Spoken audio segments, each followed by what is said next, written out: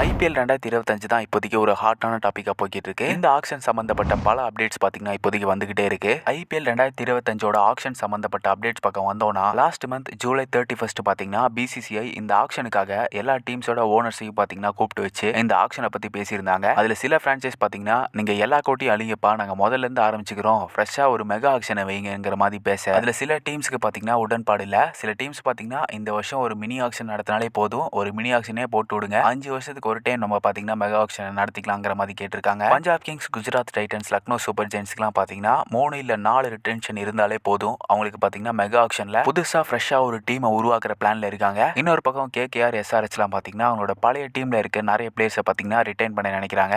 IPL 2025 action mini ஆக்ஷனா இல்ல mega ஆக்ஷனா சட்டுப்புட்டுன்னு ஒரு முடிவுக்கு வாங்கப்பான்னு ஃபேன்ஸ்லாம் கேட்க இப்போதைக்கு வந்துட்டு இருக்க லேட்டஸ்டான அப்டேட்ஸ்ல பாத்தீங்கன்னா பிசிசிஐ அடுத்த வருஷம் ஐபிஎல் 2025 ஆக்ஷனை பாத்தீங்கன்னா ஒரு மெகா ஆக்ஷன் நடத்த போறதா பிளான் பண்ணிட்டு இருக்காங்களாமா. அது மட்டும் இல்லாம ரிட்டன்ஷன் லிஸ்ட்டை பொறுத்த வரைக்கும் கிட்டத்தட்ட 6 பிளேயர்ஸை பார்த்தீங்கன்னா ரிட்டைன் பண்ற மாதிரி பிளான் பண்ணிட்டு இருக்காங்க. இதுக்கு முன்னாடி 2022 மெகா ஆக்ஷன்ல பார்த்தீங்கன்னா 4 பிளேயர்ஸை ரிட்டைன் பண்ற மாதிரி வச்சிருந்தாங்க.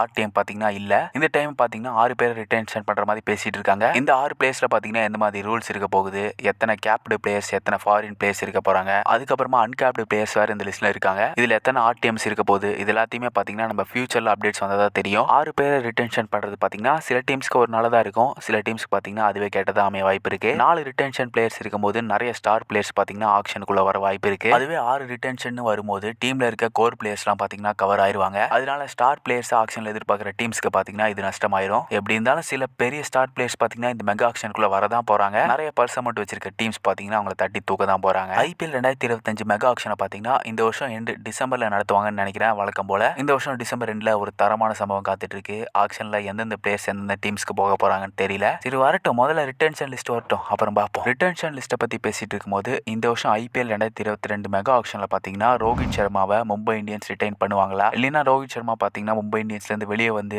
ஆக்ஷனுக்குள்ள வருவாரான்னு பல கேள்விகள் இருக்கு. மும்பை இந்தியன்ஸோட ரிட்டென்ஷன் லிஸ்ட்டை பார்க்கறதுக்கு நிறைய ஃபேன்ஸ் பார்த்தீங்கன்னா ஆவலை காத்துட்டு இருக்காங்க. அவங்க டீமில் பார்த்தீங்கன்னா இப்போதைக்கு இன்டர்நேஷனல்ஸில் பெஸ்ட் பவுலரான ஜஸ்பிரித் பும்ரா இருக்காரு. அது மட்டும் இல்லாமல் நம்ம டீம் இந்தியாவோட T20 கேப்டன் சூரியகுமார் யாதவ் இருக்காரு. அது மட்டும் இல்லாமல் மும்பை இந்தியன்ஸோட கேப்டன் ஹர்திக் பாண்டியா, அப்புறம் நம்ம ரோஹித் சர்மா இருக்காரு. நம்ம டீம் இந்தியாவுக்கு கடைசியாக T20 வேர்ல்டு கப்பை வாங்கி கொடுத்த ஃபார்மர் T20 கேப்டன். 4 பிளேயர்ஸுமே ஸ்டார் பிளேயர்ஸ். ஆளுக்கு ஒரு 15 கோடின்னு போட்டாலே 60 கோடி வருது, பர்ஸ் அமௌண்ட் க்ளோஸ். ஸோ அதனால ஒரு பிளேயர் வெளியே வரதுக்கான வாய்ப்புகள் இருக்கு. ரோஹித் சர்மாவை பொறுத்த வரைக்கும் போன வருஷம் மும்பை இந்தியன்ஸோட கேப்டன்சி பதவி போனதுக்கு அப்புறமா அவர் மும்பை இந்தியன்ஸை விட்டு வெளியே வந்துருவாரு. அடுத்த வருஷம் பார்த்தீங்கன்னா ஆக்ஷனுக்குள்ள வந்துருவாருன்னு நிறைய பேச்சுகள் போய்கிட்டு இருந்துச்சு. இப்போவும் பார்த்தீங்கன்னா அதே மாதிரியான ரிப்போர்ட்ஸ் தான் வந்துட்டு இருக்கு. இப்போ லேட்டஸ்டா ஆர்சிபியோட ஃபார்மர் பிளேயரான தினேஷ் கார்த்திக் பார்த்தீங்கன்னா ஒரு ஷோ பண்ணியிருந்தாரு.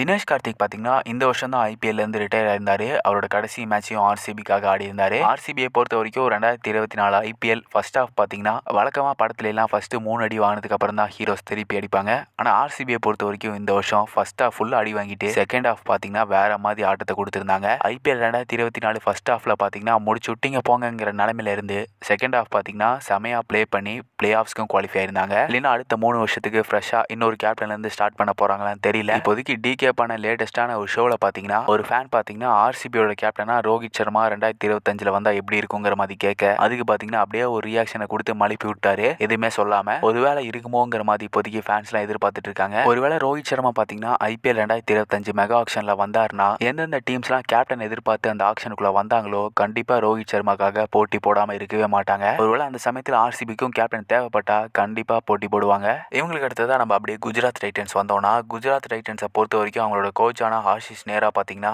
இந்த வருஷம் ஐபிஎல்ல பார்த்தீங்கன்னா நேரா ஜிடியோட கோச்சா இருக்க மாட்டாருங்கிற மாதிரியான நியூஸஸ் வந்துட்டு இருக்கு. நேரா பார்த்தீங்கன்னா ஜிடியோட கோச்சா பார்த்தீங்கன்னா பல சம்பவத்தை பண்ணியிருந்தாரு. ஃபர்ஸ்ட் சீசனே பார்த்தீங்கன்னா கப் அடிச்சிருந்தாங்க, செகண்ட் சீசன் பார்த்தீங்கன்னா செகண்ட் பிளேஸா வந்திருந்தாங்க. ஸோ பார்க்கலாம் யார் புது கோச்சா வர போறாங்கன்னு. இதுக்கு அடுத்ததான் நம்ம அப்படியே இன்டர்நேஷனல்ஸ் பக்கம் வந்தோம்னா இன்டர்நேஷனல்ஸை பொறுத்த வரைக்கும் நம்ம டீம் இந்தியாவுக்கு இப்போதைக்கு மேட்சஸே இல்லை.